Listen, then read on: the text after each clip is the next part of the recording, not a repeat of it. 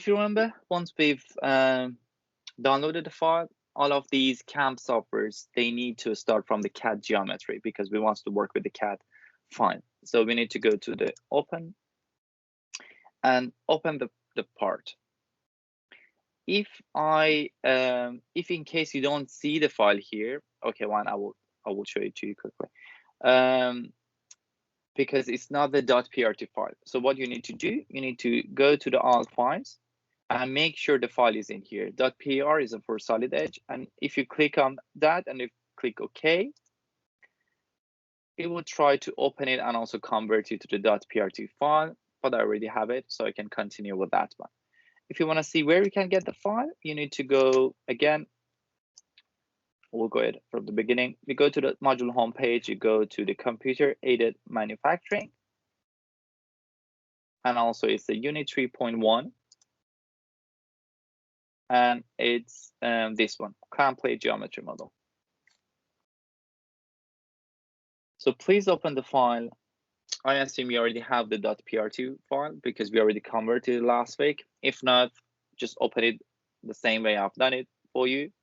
And I'm gonna wait for, I would say, 1 minute, another minute, and then we'll continue with that.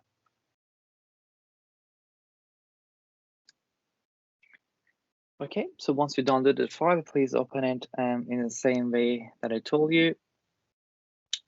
Neutrally, we will continue with the second step of it. It's roughing. I want you to go again and then do this one quickly. We'll do it within, I think it would be 15 minutes, 20 minutes, something like that, and then we'll continue with it.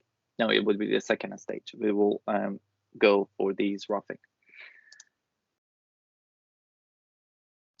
Okay, great. So once you open the file, now we want to take you to the CAM level. So what you need to do, you need to go and create a new file. And once you do that, usually into the modeling, we'll go to the manufacturing. And for the manufacturing, we pick the general setup. I recommend this one because it has all of those prismatic milling, turning, hole making, mill turn, all of these in one template. So you will rename it, make sure you have that part as a reference, and make sure you save it in the same folder that you save the original CAD file, because it's the same as assembly. Whenever you move it around, you will get the error unless they are into the same folder.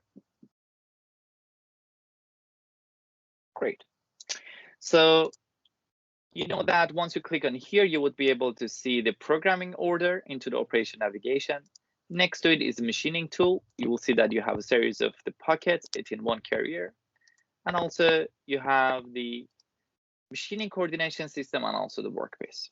So let's start by renaming the program to make sure it's something that I will remember. Plate milling, let's say.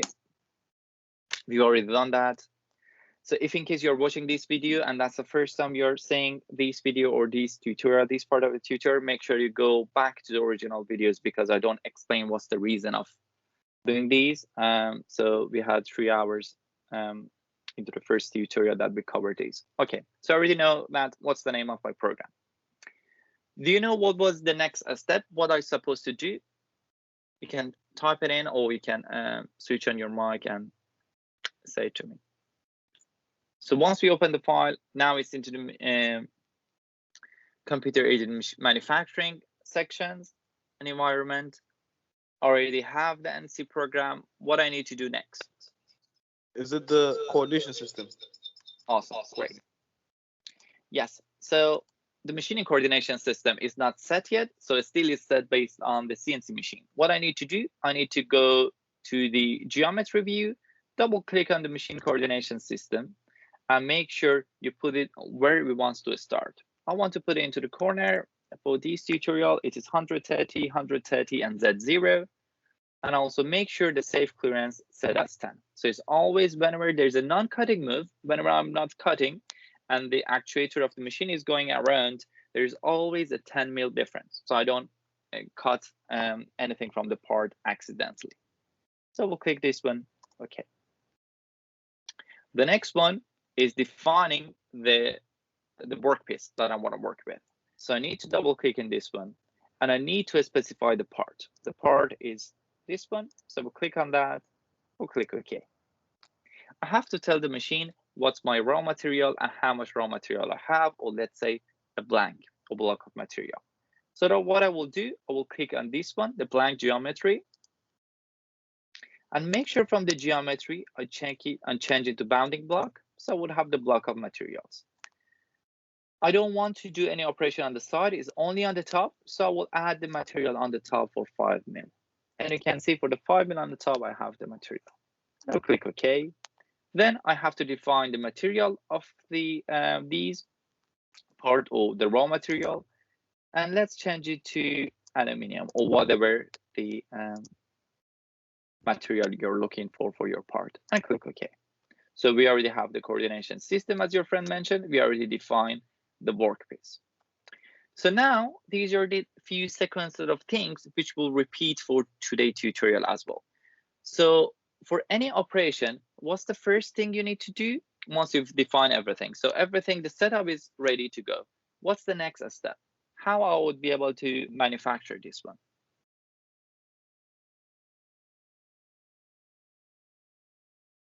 Any idea? Machining tools. Exactly, yeah. So what you need to do, you need to define a tool, create a tool. And you can see even the software is trying to help us. The first thing is a creating tool. And you can see there isn't any tool in here. So what I need to do, I need to create a tool. For this part of the tutorial, if you remember, we haven't created a tool, we just wanted to retrieve it from the library. So what I will make sure I'm to the meal planner and click here from retrieving tools from the library.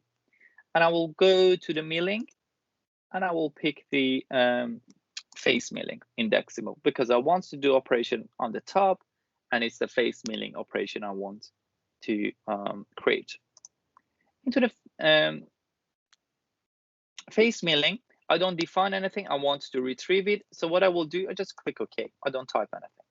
And between these, I have to decide which one is suitable in my case because I have a large face I want to operate. I will pick the face mill 100 millimeter and I will click OK. And I will click OK here as well. And you can see it's bringing these information for me. I don't want to change anything, so I will just click on cancel. And you can see it's assigned it to the pocket 2. I want to do it in the pocket 1, so what I can do, I can drag it and put it in the pocket 1 or whatever pockets we want to do. So I have the tool. Now, in order to start, what's the next step then?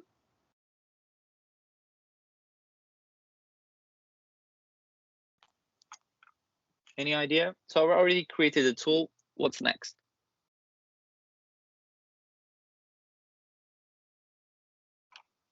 Do you have any idea? Create the operation. Awesome, great. So what do we need to do? We need to create an operation. I'll tell the machine how you want to operate. In this case, we will go with the mill planner because we want to do a finishing face milling. And from here, I go to the third one, which has the face milling with boundaries. I'll click there. I'll make sure the name of my program is selected, whatever name you have. If in case you haven't renamed it, it's 1, 2, 3. A tool that I just retrieved, the face mill 100 millimeter. The geometry is workpiece, the whole part that I created. And also the type of the method of milling, in this case, is the mill finish, and you can name it with whatever you're looking for. I'm happy with the face milling, and I will click OK.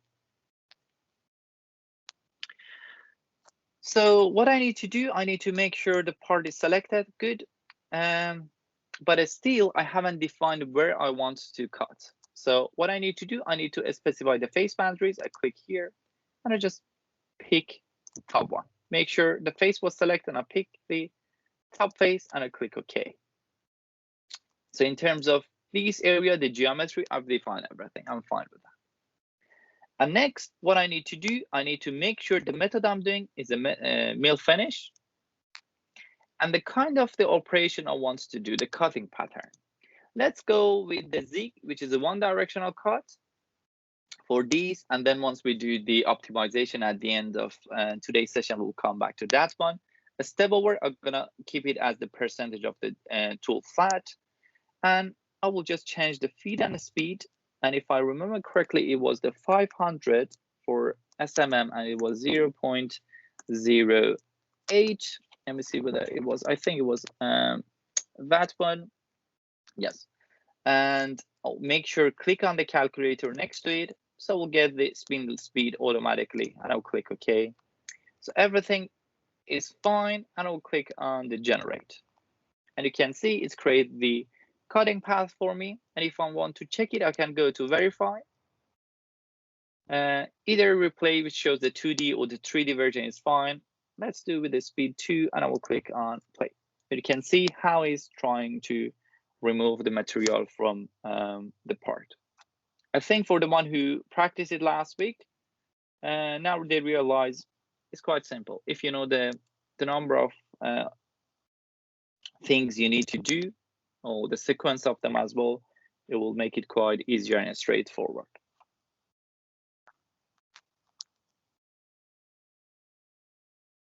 Great. I'll click OK. So you can see for the first pocket, which was the top face, I have the tool and I have the operations. If I go to the programming, you can see that's the name of our program and that's the operation. Even if I go to the geometry, you can see on the workpiece, there is one operation that I've done. So these are something that we've done so far. So let me stop the recording. That was a quick revision for the one who wants to revise. Here, the tool that you want to you already have is suitable for your operations or not. Because I want to do operation and these two pockets, the face milling is not what I'm looking for because I want to remove the material from it. So what I need to do, I need to decide what's the tool is required for me to work. First of all, I need to get the dimensions of it. If you're already the designer of the part, you already have the dimension. If not, you would be able to go to the analysis, click on the measure, and pick that corner because I want to see what's the radius of it, and which is 13. So I need to work with a tool that I would be able to remove that sort of curvatures because once I get close to the wall, I want to make sure I will have a clean arc there, which is suitable for what I expected as a designer to my product come with. So in terms of the tools, what's the group of the tools I should look for? Let me bring this one. Probably it would be an help for you. Okay, so these are the series of the tool I have. Which of these do you think I should be able to use? Do you think face milling is something suitable for mine in this case? You'd have to use an end mill because a face mill would be too big more often than not, and you need to cut flat sides or square sides rather into the features. Great. Thank you so much, Eric. That's brilliant. Well done. Great. And so as your friend Eric mentioned, yes, we need to create a tool and also the tool that we're gonna work with for these, creating these two pockets, it's the end mill. So what I will do, I will go to machining tool view because I want to see once I create the tool where it comes. I'll click on the creating tool. In here, I need to make sure that I'm into the milling. And also I want to do the contour, but it's the same things and in here with just a tool, so it's okay. So we'll change it to mill contour. I will make sure the mill is selected. And you can see you have the difference of them. So whenever you want to chamfer, you want to have the ball mill, for instance, I will have the normal end mill. And where I want to assign it, I want to put it into the pocket 2. And I would be able to name it. So let's put it as the end mill 22 millimeter. So because I want to create a 22 millimeter because of that 13 millimeter radius and to have the standard version of the end mill as well. I'll click OK. And you can see to bring the visualization of it. So make sure the diameter is 22 and I don't change anything. I don't change the length of the fluid. I don't change the full length, anything. I just want to keep everything as standard. I just change the diameter to 22, and I will click OK. And you can see it created tool for end mill, 22 millimeter, or whatever name you put for it, into the pocket 2, which is the area I want to work with. And then, because I already have the tool, I want to create the operations. So we'll click here. The operation I want to do, you're basically by default into the mill planner. Make sure it's a mill contour because I want to do contouring. And the first one you can see is a cavity mill. So I would be able to remove the materials from these two areas. So what I will make sure the program is selected. I will make sure the correct tool is selected. In this case, the end mill 22 millimeter. The geometry is workpiece. And also the method is not mill finish because I want to do a rough milling first, and then we'll do a mill finish. And you can name it whatever you're looking for. Cavity mill is fine in this case, and I will click OK.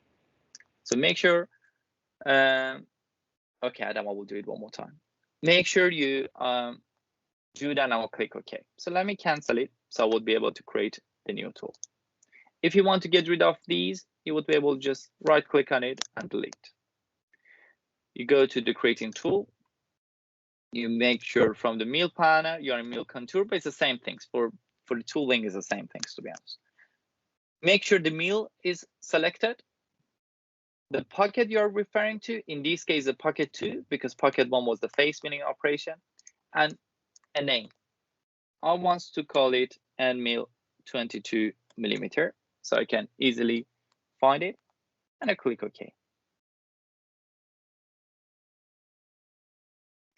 Everything I want to keep it as default. I'll just change the diameter to 22. And I'll keep everything as default and what the software gives me. And I'll click OK. And you can see end mill 22 millimeter has been assigned to the pocket 2. Is it okay, Adam? Good. Once we have the tool, what we need to do, we need to, let me add your friend here. Okay. Thank you. Create an operation. So we'll click on the creating operation and make sure from the mill planner, go to mill contour because I want to do contouring. Whenever you move these, you can see the operation subtypes will change. So for instance, into the mill planner, for the first operation, we've done the face milling. In this case, is mill contour, and the operations, the subtypes will change. So I'm gonna use the cavity mill, the first one. Make sure the program is selected. In my case, it's plate milling. You might have it as a plate machining, or even if you haven't renamed it, it's 1, 2, 3. A tool that I just created, end mill 22 millimeter is selected. The geometry is a workpiece. And also the method I'm gonna use is the mill rough, because I want to do a rough operation and then we'll have the clean finishing at the end. So make sure you have these for the location. So gonna just pause for 10-15 seconds. So make sure that you'll have the same things. And click OK. So now I'm into the cavity mill operation. I will make sure the geometry is selected is OK. The part, I would be able to click on it. Whenever something is defined, there's a display option next to it on NX. A blank, yes, I already have the blank. What I don't have is the cutting area. And if let's do that. If I click on generate, you can see it is not what I'm looking for. The reason for it, because I haven't defined the cutting areas. So the cutting areas I want to work with is all these pockets. So if I want to grab everything, what I'm gonna do, I want to put this one into the top view, and I will drag the mouse like that to be able to get the 16 objects. These 16 objects, it include the walls and also these faces, and I'll click OK. And if I click there, so we'll make sure I pick these areas. If you pick it correctly, it should be 16 different objects. And you can see if I haven't done the if I haven't specified the cutting area correctly, I was doing the operation on every areas which I didn't want to. So once you've done that, then you will check your method to make sure it's correct. Yes, is mill roughing, and also the cutting patterns. In this case, what I recommend is to use the follow part. The reason for it, because you can see it quite close to the walls, and it would be able to create that walls for you and also remove the face based on what you're looking for. I don't change the step over. I will keep it as it is. I just want to give the feed and speed to it, because otherwise it's a 0 and 0. And the feed and speed this tutorial says is again 500 and it's 0.08. And make sure you calculate spindle speed.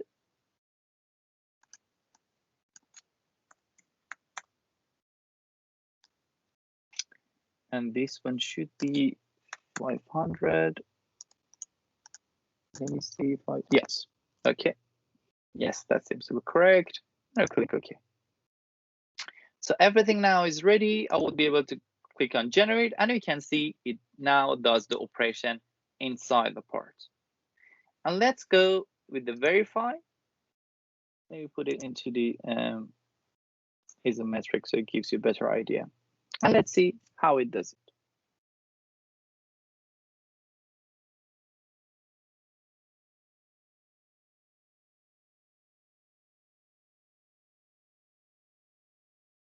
I guess I need to do it a little bit faster.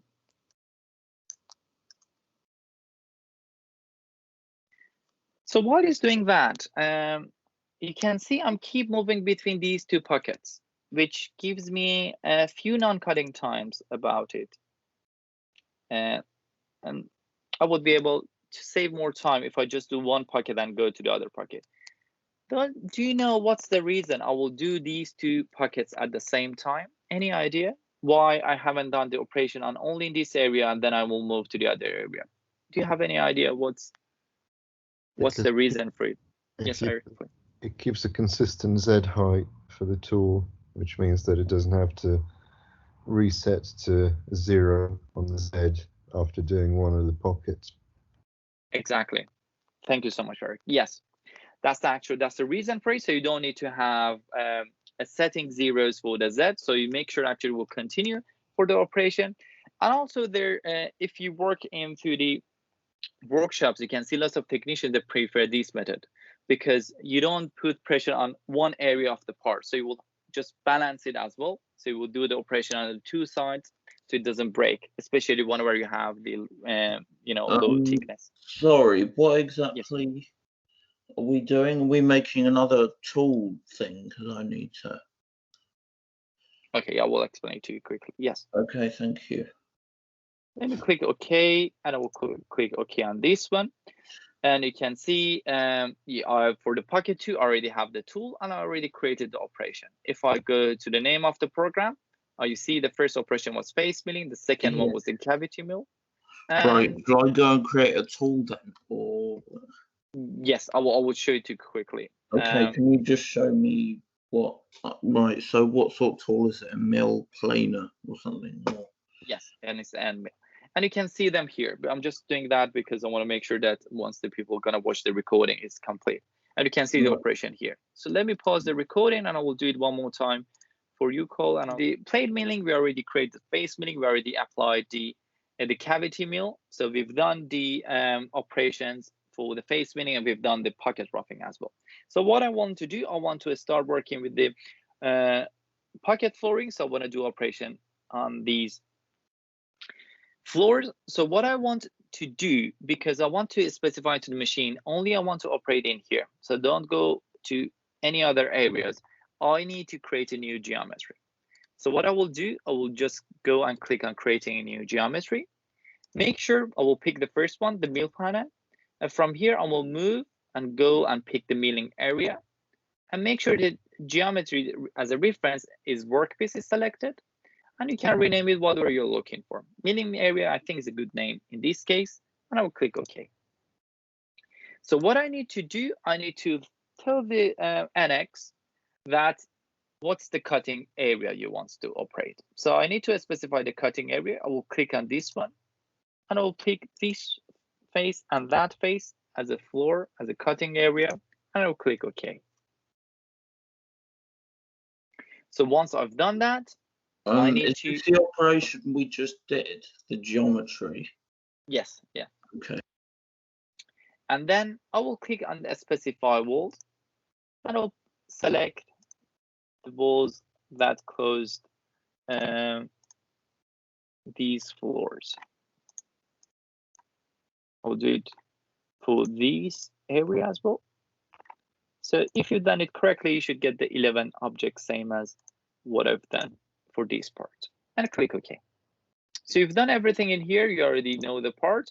You already know the cutting area. You already defined the walls. So everything is fine, and you can click on OK. And if I, from here, from the program order view, if I go to the geometry view, you can see the milling area is created. And I have the workpiece, and I have the milling area as a sub geometry for the workpiece. So what I need to do, I need to now go and create an operation. So I'll click on here. And this time I will make sure, so I think if you've done the previous step, you're in mill contour. Make sure to go back to the mill planner. I'll pick the first one, which is the floors and walls. So you can see the software tells you can cut the floor and wall with these subtype. Into the program, make sure the plate milling is selected, or whatever name you use. In your case, if you haven't renamed it, it can be 1, 2, 3, 4, or whatever name you have. The tooling, I'm happy with the 20mm end mill tool. The geometry, make sure by default is workpiece, is milling area, or whatever you name it, like the new geometry that you just created is selected, and the method is mill finish. You can name it whatever you want. I will recommend finish floor because I will use that one for the wall as well. So I'll make sure this one is a finishing operation and also is for the floor, and click OK. So once you've done that, double check the geometry is milling area. Part is selected, cutting area is selected, the wall geometry is selected, and the method is mill finish. The cutting region is floors. The cutting pattern, however, change it to follow periphery. What it does, you can see it here, it's quite small, but you can see it. So what it does is goes around the cut, goes around the cut, goes around the cut. So we'll make sure I will have a clean finishing on the floor without I cut anything from the wall.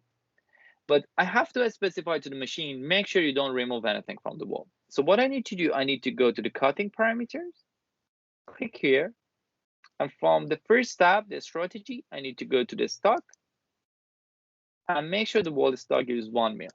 If I click on that, you can see it gets distance 1 mil from the wall, and I will click OK. Same as before, I have to apply the feed and speed. In this case is 200 and 0.04, and I will make sure I calculate it from the surface speed. I will get that spindle speed. I will click OK. Generate. You can see it goes with the follow periphery. So it goes up, move, goes up, move, goes up. And let's verify it together as well to see how it does the operation. You can see it doesn't touch the wall. So it has the 1 mil distance from the wall, and click OK, and click OK. So if you've done it properly into the programming order view, you would be able to see that you have the finishing floor operation, which you will be able to get the G code out of it. If you go to the machining tool into the second pocket, which was these two, you have the cavity mill, the first operation, and second operation, which is the finish floor by the end mill 22mm, which is this one. And if you go to the geometry view, you have the milling area and you apply the finishing floor to it. So that was the second step of it. So we'll stop the recording so you can do it. Just doing this one more time for this video. And if you see, we've already done the flooring, and you can see it in here into the NC program. If I go to the machining tool, you can see with an end mill 22mm, I've already created a finishing floor. And if I go to the milling area, then I've done that operation on it. So I'm going to do something similar for the walls. However, because I want to save time and I want to make sure we use the efficient time of doing it, what I will do, I will just right click on the finished floor, copy that operation, and right click again and paste that operation. So any of these operations, you would be able to copy and paste it. And you can see there is an icon next to it which asks me to regenerate, but I don't want to regenerate it right now because I want to modify those. So first of all, I'll rename it with something that I would be able to recognize. So I will change this one to finish walls and click. So once you've done that, you can double click. Everything is the same, part is the same, geometry is milling area, cutting area is the same, wall geometry is the same. However, in here, the cutting region, I need to change the floors to the walls. And I will change the cutting pattern to the profile. So within the profile, I can get quite close to the wall to be able to just remove the material from the wall without cutting anything from the floor. Into the cutting parameters, if you remember, I defined in the stock that I want to get 1 mil distance from the wall and don't remove anything from it. However, in this case, I want to remove the material from the wall. So I will make sure I change this one to the 0. But from the flooring, I don't want to remove any material from it. So I just put a number here. In this case, I want to get quite close to the floor and make sure I don't remove anything. So I will just change it to the 0.1 and I click OK. Also for non-cutting moves, because I'm looking for a clean finishing, I will change the from the non-cutting moves. Once I click on that, I will go to the first tab for engage and change this one to helical. So you can see if I go over it, it goes like that. If I go to the ramp on the shape, that was the original one, it's like this. So helical is better for the walls. And I click OK. Feed and speed, I don't change. So we'll keep it like that before 200 0.04. And I will click on generate. And I can verify it as well. So you can see what was that operation, and we've done that. And once you've done it, you just click on OK. You can see now I have these operations, the finished floor, the finished walls, and also it comes here to the pocket 2, and also underneath the milling area, I've done that operations here as well.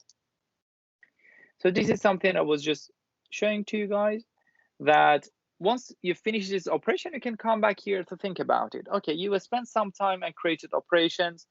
For the first one, it takes 4 minutes, 5 seconds cutting, 14 seconds non-cutting. One of the easiest way that you can do that in terms of optimization, I can come here and change this one from the zig, which is the zig. It just do a cutting, goes up, positive Z, do a rapid move, non-cutting with the maximum speed of the machine, go down again, cut, go up, non-cut, comes down, cut, goes up, non-cut. So you waste lots of the time, but of course, sometimes it gives you better looking. However, if you don't care about it, you can come here and change it to the zigzag. So it was an operation for both sides, and click OK, and you can say, see, I've reduced the time around a minute. I don't have any non-cutting, so I have the operation for the cutting in both directions. This is one of the easiest way of doing that. The other thing, of course, you can come back here, and then you can go to feed and speed and change these numbers. For instance, let's say I will change this one to 1,000.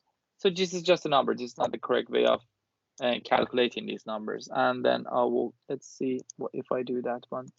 Okay, I will change this one to 2. Okay, you will get 2,744 RPM. And if I do that, you can see now the time changed only to 5 seconds cutting. So I can do it quickly. Usually CNC machines, they are quite fast, to be honest. That's why we are using the CNC machines. And they are not that cost effective if you compare with any other methods of doing it, but these are really precise way of doing that.